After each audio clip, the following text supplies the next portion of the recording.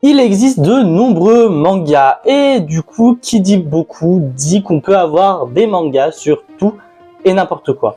Les sujets sont variés et les genres également. Ce qui veut dire que tout le monde peut se faire plaisir. Mais au milieu de tout ça, il y a un thème que j'apprécie énormément, c'est la mythologie. En effet, c'est toute une culture de certains pays ou de certaines civilisations qui est mise dans le manga et ça, je trouve vachement intéressant. Et yo les broquis, on se retrouve pour une toute nouvelle vidéo et c'est le début d'un nouveau projet. Voilà, je sais pas si vous vous souvenez du projet Shinotori.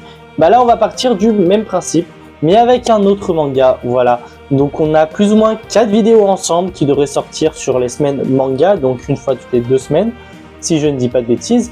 Mais de quel manga je vous parle? Pour ça, va falloir que j'aille le chercher parce que je l'ai pas avec moi, quoi. Je reviens tout de suite. Ah, voilà, je suis de retour avec l'intégralité du manga The Great Priest Imhotep. T'es mal accent anglais de fou de zinzin que j'ai. Bref, on va commencer avec cette première vidéo et comme d'habitude, qui dit première vidéo de ce genre de projet, dit présentation manga. Donc qu'est-ce qu'on aura pour cette vidéo? On aura du coup les éléments principaux, les informations principales du manga, l'auteur, le genre, la maison d'édition, les thèmes abordés, etc. La cible éditoriale, bref, vous avez l'habitude. Ensuite, on ira sur le petit synopsis de The Great Priest Imhotep, parce que oui, il faut vous donner envie de lire ce manga. Et ça, faut passer par le synopsis. Et bien sûr, je vais vous donner mon avis en évitant un maximum de spoil. C'est évident. Alors, je dis en évitant un maximum parce que bien sûr, peut-être qu'une erreur ou deux s'est faufilée et que j'ai complètement zappé que c'était un spoil. Parce que ce manga-là, je l'ai bien relu 2 fois. Une fois pour ma lecture personnelle, deuxième fois pour la présentation. Il faut que je le relise encore 3 nouvelles fois. Voilà, pour les prochaines vidéos, sinon c'est pas drôle. Et pour pouvoir vous donner un maximum d'informations et pour compléter les informations que j'ai. Et voilà. Pourquoi je prends cette voix? Je ne sais pas. L'introduction est beaucoup trop longue. On va commencer avec les informations générales tout de suite.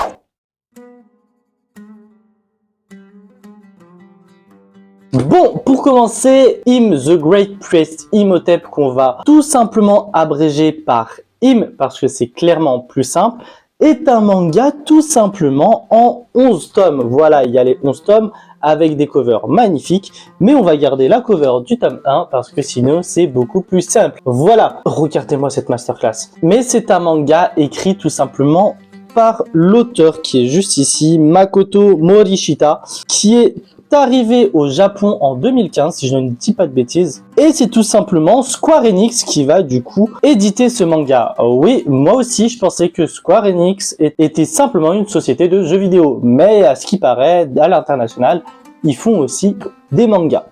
En France, il va falloir attendre 2017 pour l'avoir justement chez Kiyun. Donc voilà, nos copains de Kiyun dont on a l'habitude et dont on les connaît pour My Hero Academia ou encore Jujutsu Kaisen. Alors vous l'aurez sûrement deviné, c'est un shonen. Alors n'oublions pas que ce n'est seulement qu'une cible éditoriale et que c'est lié à son magazine de prépublication.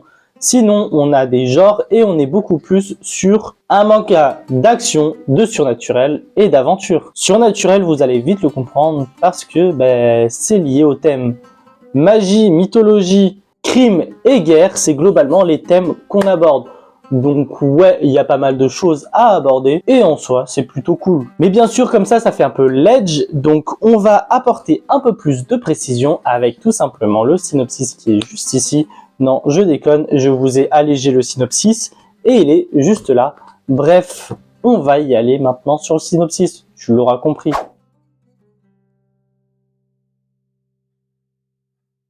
Mais du coup, qu'est-ce que nous racontent ces 11 magnifiques tomes de The Great Priest Imhotep? Ouais, j'adore flex, j'ai les 11 tomes, je suis content, voilà. J'ai pas galéré à les trouver, mais j'ai mis du temps à les avoir quand même, et du coup, je flex, hein. Laissez-moi tranquille, j'ai dépensé de l'argent dedans, donc je la rentabilise, je vous le montre. Hein. Je suis pas payé par YouTube, hein. Pas encore en tout cas. On croise les doigts. Hein. Un jour, pourquoi pas. Mais du coup, comme vous le voyez, le synopsis de Kiyun est vachement long. Je pourrais faire traîner ça, mais on va pas faire ça. Du coup, je vous ai un peu condensé, entre guillemets, ce synopsis-là, et je vous ai un petit peu préparé un synopsis à ma sauce. Bon, on va commencer l'histoire avec une jeune petite fille, enfin une lycéenne, si je dis pas de bêtises, du nom d'Inomé. Et en soi, elle vit une vie de lycéenne banale comme toutes les autres. Enfin, presque. Parce que malheureusement, elle a été maudite. Mais par quoi et comment? Alors déjà, quelle est cette malédiction avant de savoir le pourquoi du comment? Tout simplement, lorsqu'elle parle, à chaque fois qu'elle ouvre la bouche, elle crache des flammes. Ce qui fait qu'elle ne peut plus parler et qu'elle est obligée de rester muette. Sauf que bien sûr, tout va basculer le jour où elle va rencontrer Imhotep, ce fameux prêtre dont on parle dans le titre, qui a eu une mission par les dieux et ces mêmes dieux qui l'ont déchu. Cette mission-là, c'est tout simplement d'éradiquer les Mayaï. C'est quoi les Mayaï? Les Mayaï sont tout simplement de faux dieux et bien sûr, Inomé serait potentiellement infecté par une Mayaï, par un Mayaï, d'où sa malédiction. Sauf que Imhotep n'est habitué à l'environnement auquel il fait partie, parce que oui, je vous ai parlé de prêtre déchu, c'est parce que c'est un prêtre d'il y a 3000 ans. Donc on est quand même à 1000 ans avant notre ère, ce qui est énorme en soi, sans parler du fait qu'il est égyptien, mais ça je pense que vous l'aurez deviné. Mais bref, c'est ainsi que du coup on va suivre les aventures d'Imhotep et d'Inomé dans leur folle périple et leur folle mission d'extermination des Mayaï.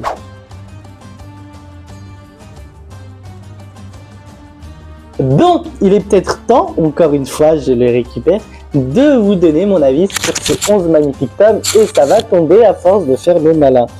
Attendez, je remets tout ça, voilà. C'est le moment de donner mon avis sur ces 11 premiers tomes. Enfin, c'est 11 tomes tout court parce qu'il n'y a pas de suite. Et en même temps, le manga est terminé. Donc, je ne vois pas l'intérêt de faire une suite, sachant que la boucle est bouclée, hein, en soi, voilà. Mais bon, je pense que vous l'aurez deviné, si j'en parle, c'est parce que j'aime beaucoup ce manga. Et pour moi, c'est un manga culturel, un manga qu'il faut lire pour plusieurs raisons. Bon, l'un d'eux est logiquement la géographie. Le manga se découpe majoritairement en deux parties. La première se trouve au Japon, du coup, avec ses traditions, sa culture, ses monuments, hein, les temples, etc. Mais la deuxième partie se passe en Égypte et on a également leurs traditions, les traditions égyptiennes, la culture égyptienne, les monuments égyptiens avec les pyramides et tout. Enfin bref, géographiquement, c'est un manga culturel et du coup, on en apprend énormément sur les deux. C'est également un manga qui a quelques points de vue historiques. Alors, c'est pas du tout un manga historique. Et bien sûr, l'histoire sur certains personnages a été adaptée pour le manga. Mais on a pas mal de choses sur le vizir, qui est tout simplement l'équivalent du ministre, du premier ministre, le pharaon, du coup, qui est l'équivalent d'un prince ou d'un président, enfin d'un roi ou d'un président plutôt. Mais on a des personnages bien connus de notre monde, notamment Cléopâtre par exemple, donc la plus belle femme de l'histoire, oui c'est comme ça qu'on la considère. Mais aussi comme Ramsès II, ou autrement appelé Ramsès le Grand, si je dis pas de bêtises. Donc ouais, historiquement, on a quelques faits, on a quelques personnages. Après, encore une fois, c'est vachement fictionné, ça ne se dit pas, mais il y a une grosse part de fiction, et c'est adapté au manga. Bien sûr, là-dessus, on est totalement d'accord. Mais on va aller directement au propos principal de l'œuvre. Ce qui, pour moi, fait la force de l'œuvre, c'est le côté mythologique. Alors, je m'explique. Vous le savez, aujourd'hui, l'Égypte est principalement un pays musulman. L'islam est la religion qui prédomine, mais bien sûr, avant toute religion, que ce soit le christianisme, le judaïsme ou l'islam, il y a eu une culture avant, il y a eu quelque chose avant et ça vaut pour tous les pays, que ce soit la France, l'Égypte ou les États-Unis, il s'en est passé des choses avant. Parce que oui, ces pays n'ont pas commencé à exister à l'apparition du judaïsme, du christianisme ou encore de l'islam. Et du coup là, on en apprend beaucoup sur l'ancienne religion de l'Égypte avec du coup tout ce qui est mythologie égyptienne. Donc on va évoquer Anubis, on va évoquer Thoth, on va évoquer Apophis, etc. Ce sont des personnages dont on aura l'occasion de revenir dessus incessamment sous peu. Pas dans cette vidéo là, mais dans une autre vidéo, mais ça je vous en dirai un peu plus plus tard. Mais ouais, mais ce qui est surtout intéressant du coup, c'est qu'on en apprend au niveau de leur histoire, de leur récit, parce que comme la mythologie grecque et romaine, il y a des histoires derrière, il y a des liens qui se créent aussi entre les dieux, mais pas que, parce que le côté super intéressant, c'est qu'il y a aussi des liens, bien sûr, entre les hommes, mais ça, c'est comme tous les mangas, j'ai envie de vous dire. Mais il y a un contact vachement intéressant entre les dieux et les humains qui, du coup, sont vachement liés et beaucoup plus que ce qu'on penserait. Et c'est ça qui est intéressant, c'est ça que je kiffe dans ce manga, parce que pour moi, on a beau être croyant ou pas, d'ailleurs, ça ne nous empêche pas d'en apprendre plus sur d'autres croyances, sur d'autres religions, sur d'autres histoires, parce que si tu n'es pas croyant, faut juste prendre ça comme un conte, faut juste prendre ça comme une histoire qui est racontée et rien de plus. Un petit moment un peu plus sérieux, beaucoup de croyants ou non-croyants se disent pourquoi lire telle ou telle chose, pourquoi en apprendre sur telle ou telle religion ou telle croyance, alors que je crois ou ne crois pas déjà à telle ou telle chose. Pour moi, culturellement, c'est quelque chose d'important parce que historiquement, chacun d'entre nous, on a une histoire. Notre pays a une histoire. Il y a sûrement eu des dieux gaulois à l'époque pour les Français, et c'est un fait. Il y a forcément eu d'autres mythes ou de religions avant l'islam en Algérie.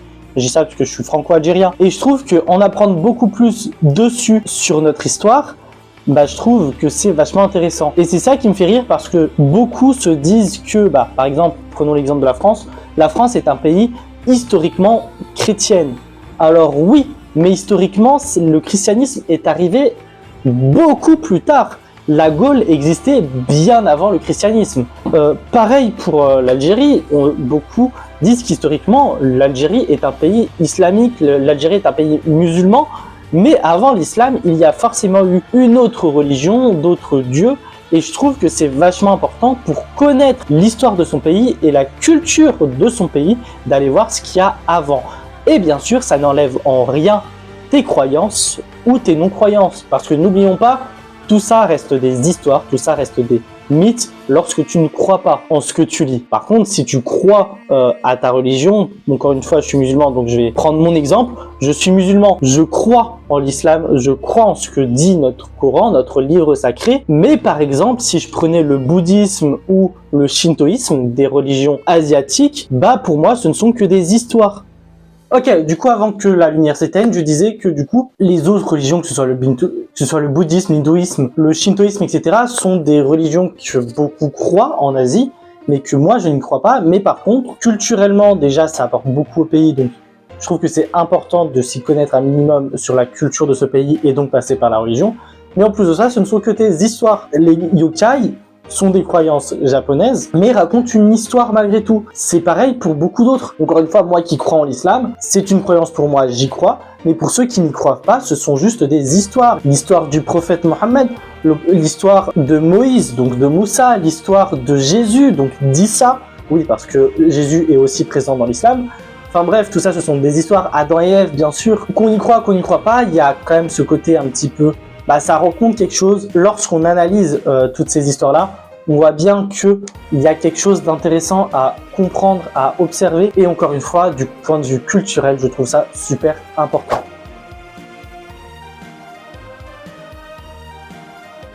Bref, c'est ainsi que se termine cette première vidéo sur In the Great Priest Imhotep. Je vous accorde que la dernière partie ne fera pas forcément que des heureux, que des gens contents, parce que c'est toujours un sujet sensible, la religion, et que dès qu'on y touche, quelle qu'elle soit, la religion, c'est toujours tendax, que ce soit pour certains juifs, pour certains chrétiens, pour certains musulmans. Bref, je prends le risque d'en parler parce que je trouve que c'est super intéressant et super important, encore une fois, dans l'histoire d'un pays, la culture d'un pays, dans la mentalité de certains peuples, etc.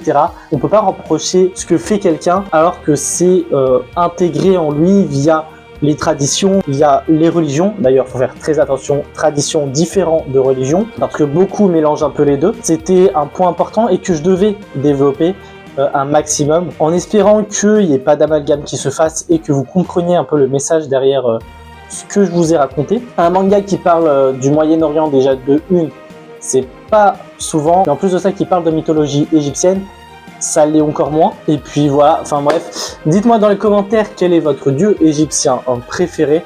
Est-ce que vous connaissiez le manga ou pas? N'hésite pas d'ailleurs à t'abonner, à activer la cloche de notification pour être prévenu dès qu'une vidéo sorte. Je te laisse l'intégralité de mes réseaux sociaux dans les commentaires dont des liens Tipeee pour aider à financer mon travail. Et nous, on se retrouve très bientôt. Bref, à plus, héroïstes.